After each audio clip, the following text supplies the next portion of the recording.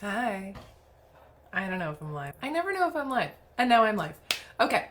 So, I am live because there was a question in the group from an anonymous poster about sliding scale, and I wanted to address that in a video because this is a complex, can be a complex topic. And I thought it was better for me to come in live and just talk through some of my thoughts on the subject because I have a lot of thoughts on the subject.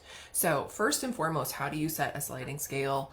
The number one guiding system, and this will vary a little bit from your different professional ethical guidelines, is that it needs to be fair and equitable. So some professional, first of all, check your professional ethics guides.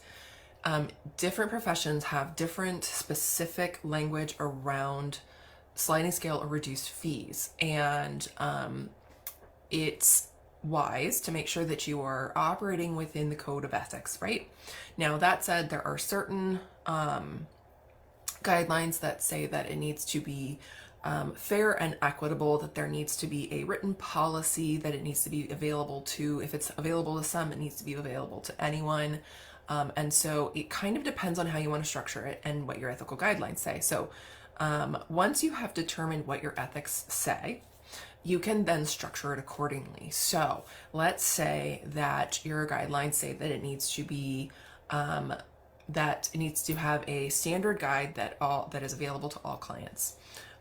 Then that usually looks like a income-based slide. The trouble here is that if you income-based slide for one person, how do you determine which people you income-based slide for? Do you offer it to everybody, and so everybody's income-based slide? And then also you can't actually ask for proof of income because that could be discriminatory. And then you've got the issue of like, what is disposable income versus gross income. And so there's a lot of factors that if you get too deep into it, that you could put yourself in a position of liability. So there's also the idea of reduced fee spots where you offer a limited number of spots at certain fees, and it's kind of first come, first serve, that kind of thing. So there's different ways to make it both fair and equitable. But what you want to avoid doing is getting into a place where you're having to prove who deserves what or decide who deserves what, because that veers into a place of potential discriminatory practices, right? And we don't want to do that. None of us want to be in a position to have that come up. We're offering sliding scale as a means to be accessible, right? And so it's figuring out how can you write out a policy for your practice, even if it's just something you have saved in your Google Drive or on your computer. How can you write out a policy for your private practice that is fair and equitable, that demonstrates that you thought about how you're going to provide this in a non-discriminatory way, that you have also decided on this range of fee and sliding scale or reduced fee structure in a way that honors your own business goals and your financial needs.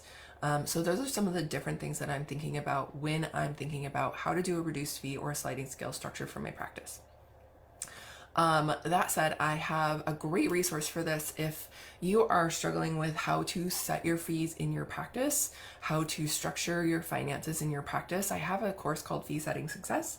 And in that course, I walk you through like money mindset and how to confront your own money stuff so that you can set fees that are sustainable for your practice, how to approach insurance versus private pay or a combination, how to approach your sliding scale or reduced fee in a way that fits your practice needs and also serves your clients.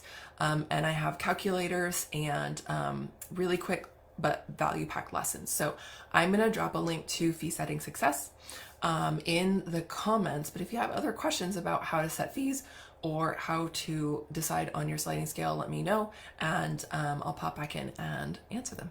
And if you are catching this later, go ahead and hit replay in the comments so it pops up and other people can benefit from it too.